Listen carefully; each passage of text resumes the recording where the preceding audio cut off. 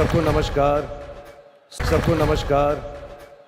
जब एक हिंदू किसी को नमस्ते करता है तो वो इंसान को नहीं कर रहा, वो उसके अंदर बैठे हुए परमात्मा को देख के कहता है कि नमस्ते, मैं तुम्हारे आगे झुकता हूँ। और वो कि हिंदू लोग कहते हैं नमस्ते। नमस्ते का लफ्ज किधर से आता है आपको शायद पता होगा। नमस्ते आता है इदम नममे से।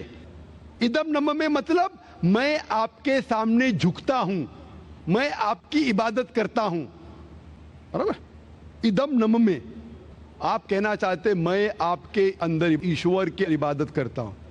मिसाल के तौर पे वो आदमी चोर है, वो गलत काम कर रहा है, बलात्कार कर रहा है, आप उसको ईश्वर बोलेंगे? आप ईश्वर को इतना घटिया समझ गए? वो बलात्कार करने वाले इंसान को बोलते आप ईश्वर है। इससे भाईचारगी बढ़ेगी नहीं घटेगी। वो बलात्कार करने वाले को, वो चोर को, वो डाकू को मैं ईश्वर मान रहा हूं, उसके सामने झुक रहा हूं। अल्लाह को क्यों गाली दे रहे, ईश्वर को क्यों गाली दे रहे, खुदा को क्यों गाली दे रहे? इस्लाम में, इस्लाम की भी आपने मिसाल दी, इस्लाम में हम कहते अस्सलामु अलैकुम। अल्लाह ताला से फरमाते इस इंसान पे सलामती दे। चाहे वो अच्छा इंसान है तो भी सलामती देने की बात अच्छी है, चाहे वो चोर या डाकू हो। मैं बोलूंगा अस्सलामु अलैकुम, मैं कह रहा हूं या अल्लाह, या रब, या खुदा, या ईश्वर, या भगवान, इस डाकू पे रहमत फरमा। कुछ बुरी बात है ना? मैं अल्लाह को गाली दे रहा हूं, उसके लिए दुआ दे रहा हूं कि तू गलत काम छोड़ और सही रास्ते पे आ। अगर मैं उसको खुदा मानूंगा तो खुश हो जाएगा, वो और चोरी करेगा, वो और बलात्कार करेगा। कोई भी धर्म में ये नहीं सिखाता। ये धर्म के मानने वाले अपनी खुद की इजाद करते हैं, इसे कहते हैं इनोवेशन, बिदात। जिस तरीके से खुदा ने सिखाया है कि उसकी इबादत करे, उसी तरीके से हमें करना चाहिए। तब्दीली लाएंगे, हम समझ रहे हैं कि भाईचारा बढ़ेगा, भाईचारा नहीं बढ़ेगा, भाईचारा घटेगा। आपने मुझे शुरुआत में नमस्ते कहा। नमस्ते, नमस्ते के क्या मानी है भाई साहब, आप बोल सकते हैं? नहीं पता क्या मानी है? माइक्रोफोन ऑन कीजिए जरा भाई साहब का। नमस्ते मतलब मैं सर झुका के मैं आपको नमन करता हूँ। हाँ, सर झुका के आप मुझे नमन करता हूँ। नमन करता हूं। सर झुका के, सर झुका के मुझे नमन करना शिर्क है, हराम है, प्रोहिबिटेड है। आप मेरे सामने भी सर नहीं झुका सकते, चाहे आप मुझसे मोहब्बत करते हैं, चाहे आप मेरी इज्जत करते हैं, फिर भी आप मेरे सामने सर नहीं झुका सकते। सर झुकाना चाहिए तो सिर्फ खुदा के सामने, अल्लाह के सामने, और मैं खुदा नहीं हूं।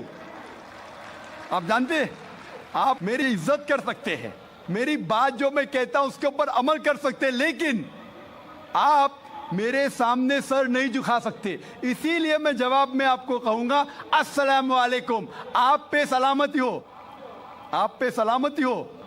आप समझे ना? मैं आपके सामने झुक नहीं सकता हूं। ये सिर झुकेगा तो सिर्फ अल्लाह के सामने, सिर्फ खुदा के सामने।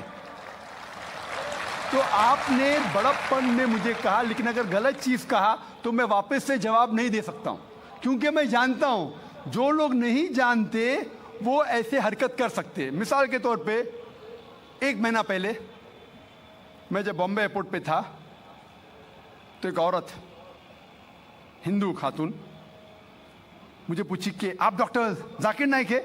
आयु डॉक्टर जाकिर नाइक? मैंने कहा जी। ओ, मैं आपका रोज प्रोग्राम देखती हूँ, मैं दुबई से 25 साल के बाद बम्बई में आ रही हूँ, 25 साल के बाद हिंदुस्तान में आ रही हूँ। उसके सिर पे टीका था, हिंदू औरत थी, बोलती मैं आपके प्रोग्राम देखती हूँ और बहुत अल्हम्दुलिल्लाह तारीफ करने लगी। सारी तारीफ अल्लाह की है, मैं कुछ भी नहीं हूँ। और फिर कहने लगी कि मैं तुम्हारे पैर छूना चाहती हूँ। मैंने कहा कि ये गलत है, शिर्क है। तो बोले क्यों? वही जवाब मैंने दिया, आप जो भी कहो मैं आपकी बात मानूंगी। तो मैंने कहा आप कुरान मजीद पढ़िए, कुरान मजीद पढ़िए और इसके ऊपर अमल कीजिए। और मैंने तकरीर दी है similarities between Islam and Hinduism, Islam और हिंदुइज्म में यकसानियत, और साबित किया है कि हिंदुइज्म में भी लिखा है कि आप सिर्फ एक ईश्वर की इबादत करना चाहिए, जितने ऋषि आने वाले उनमें मानना चाहिए, और मोहम्मद सल्लल्लाहु अलैहि वसल्लम में भी। तो आपको अगर कुरान और वेदा पे अमल करना चाहिए जो यकसा है, आपको एक खुदा में मानना पड़ेगा और आखिरी पैगंबर मोहम्मद सल्लल्लाहु अलैहि वसल्लम पर।